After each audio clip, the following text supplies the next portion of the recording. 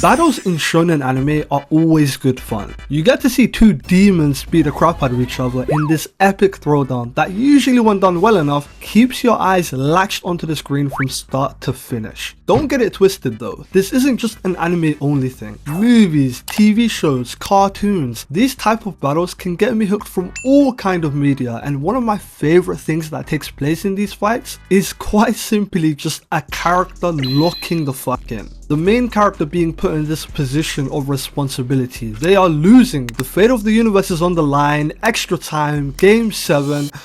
Can they lock in? And when they do decide to, it is truly a sight to see. Think of Curry in the Olympics. Starts the tournament at a decent level, playing like someone who's, you know, human, but then just randomly decides he wants to scar the entire country of France for some fun, scoring 17 threes in the semi-final and final. I will never forget that day, man. These guys had LeBron, KD, and Devin Booker on the court, and they still double team Curry. This was the definition of being locked in, and one of the coolest moments in media is when the main character dials in like this. So let's go ahead and dive into some of the greatest moments where a character locks in, and there's no better place to start than One Piece. I don't usually talk about One Piece much on the channel, but I feel like now's the perfect time to. The big three all got their strengths, and when it comes to fights, characters throwing straight haymakers at each other, the other two slightly push ahead of One Piece for me. Now let's not have a panic attack, they all have elite fights throughout their run,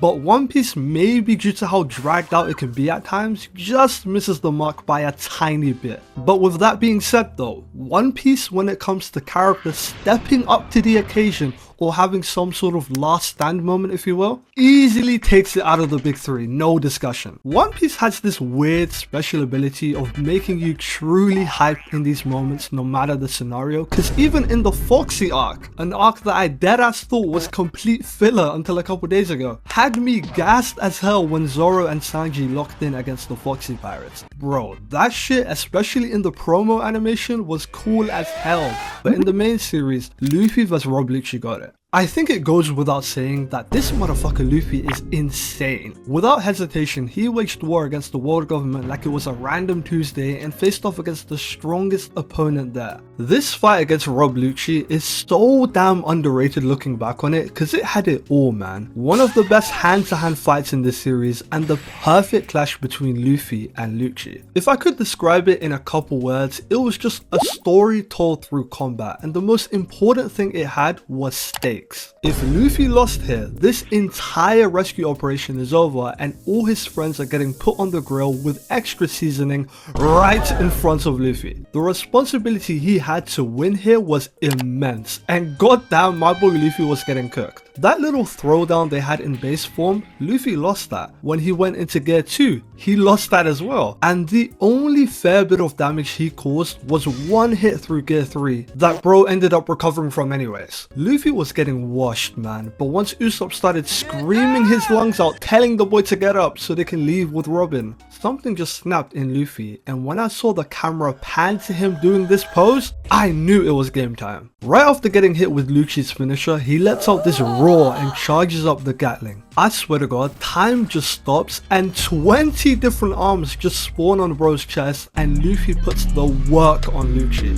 The development he had in Enies lobby is fucking nuts, and this moment of Luffy locking in after getting hit with a point blank finisher was out of this world crazy. One of my all-time favorite moments in One Piece, and this next scene is just the definition of being zoned in. Ayo, we're all familiar with Kuroko Basket, right? The sports anime that provides you with adrenaline and chaos like no other. And the one anime that just broke me as an individual. Cause how the hell did none of these motherfuckers make it to the league? Bro, every single one of these so-called generational players and miracles ended up being regular ass people after the show. Like bruh, I don't think I've seen this guy miss one time shooting from his own half, and you're telling me he a doctor now? The game's gone in it, the game's gone. Bro, LeBron's weakest dunk might destroy the solar system in Kuroko if this is how they're moving. Oh no. And if this is your first time hearing about this, hey man, let's just hope we both getting pranked. But getting back on track for a sec, when it comes to a character locking in and becoming the star of the moment, there's not much better examples than the ones in Kuroko Basket. The zone, which is quite literally just a character locking in, is also a real thing in sports with a different name called flow state. And my god, the way it's depicted in this anime is so damn cool. It kinda shonenifies what a player going into flow state looks like and does it so perfectly. There's a couple moments where the show does it well, but this one is hands down my favorite. To add a little context, Kagami and the team are getting battered in every sense of the word. Offense, defense, in transition, these lot could not keep up for the life of them, and it was all because of this guy right here, Murasaki Bara, a complete freak athlete within the show who's taller than everybody else and also has this ginormous wingspan that allows him to somehow cover the whole damn 3-point line. Something's wrong with him. That's not human, man. You're not regular, man. He's pretty much an alien and basically Kuroko Basket's version of Shaq, who just bullies everyone. He was camping in his own basket for like half the match just because he couldn't be bothered to attack, but once he left his half, bro, it felt like that Satoru Gojo was born scene. These lot were scared as shit, and you know what? I don't even blame him. Look at him pushing through the court like they ain't even there and dunking on Kagami's head, breaking the whole damn hoop. This guy was a demon, bro. The first quarter ended 18 points to 0, and I was watching thinking, when the hell is Kagami gonna rise and actually do his thing like he did before? He was doing his best ghost impression, but when his team needed him to clutch, boom! Kagami finally gets a block on this guy, and once them red sparks came out, I knew he was on smoke. Your time has come. My boy Kagami started moving crazy, and again, just like the Luffy moment, I was hyped as hell watching this. Take a look at how he was moving here. A super jump to block the shot, then he quickly joined the fast break, and bro even had the cheek to hit a no-look 3. Who does he think he is? This was so damn sick, and it's because of how perfectly they depict the zone in this scene. This is not a 1v1 battle, it's Kagami up against an entire team, and he was the best player out of the 10 on the court, and it wasn't even close. He went from getting spun around like a fidget spinner to dunking on the guy's head and putting bro on a poster. I swear to god, seeing a player activate takeover all of a sudden in sports is one of the most thrilling experiences you can have. Bro, just the other day watching the Barca Inter game, I thought Lamine Yamal turned into fucking Lionel Messi for a second. I was in disbelief. But the way this anime shows it off, acting like the guy has superpowers is too damn cool. And the final dunk at the end to win the game was just the cherry on top.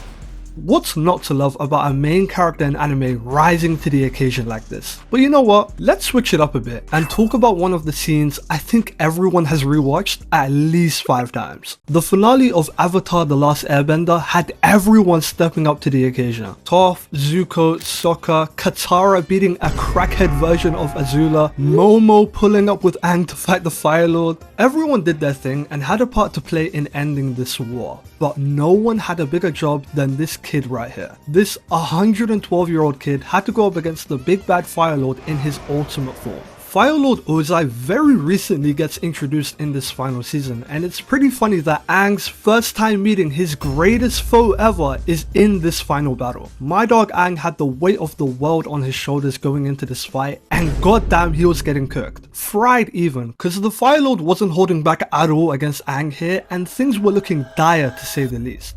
That is until Ozai makes the biggest oopsie of his life, triggering Aang's avatar state.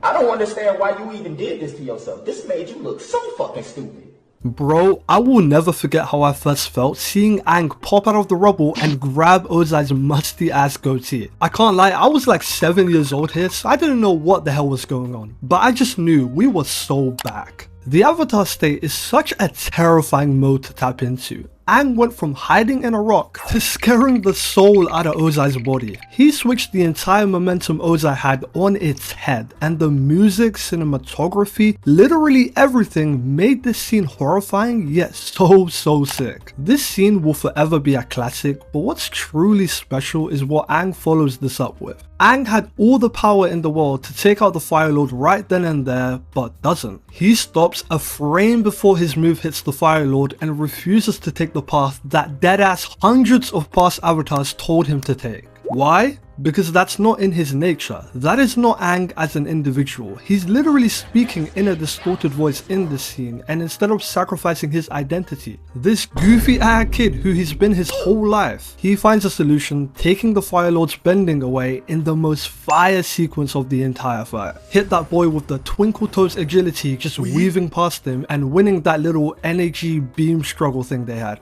Aang realized he's the protagonist and hit the "I'ma do my own thing," and instead of relying on the avatar state, which is stated countless times to be a defensive mechanism, a safety move if you will, he solves this conflict on his own terms. Aang is really that guy, the youngest boss man I've ever seen, and him locking in at the end here was real cinema. This fight and ending will forever be a timeless classic and one of the greatest things I've had the pleasure of watching personally. Insane glaze from me right there, but if there's any fight worthy of it, it's for damn sure Aang vs Ozai. These type of moments in media, characters locking in and taking the moment for what it's worth, will forever be one of the best things to happen in a battle. It can give you classics like Luffy vs Lucci, pure hype like Kagami going into the zone, or just straight up peak character writing with Aang vs Ozai. It can be something so simple or something incredibly nuanced, but if it's done correctly, it will never miss for me. If you made it this far into the vid, thank you very much, I appreciate you, and if you enjoyed, hit that like button and subscribe for more of these videos. I kinda got in my cartoon bag for this one and would gladly do it again if you lot are interested. Thanks again for watching, and peace.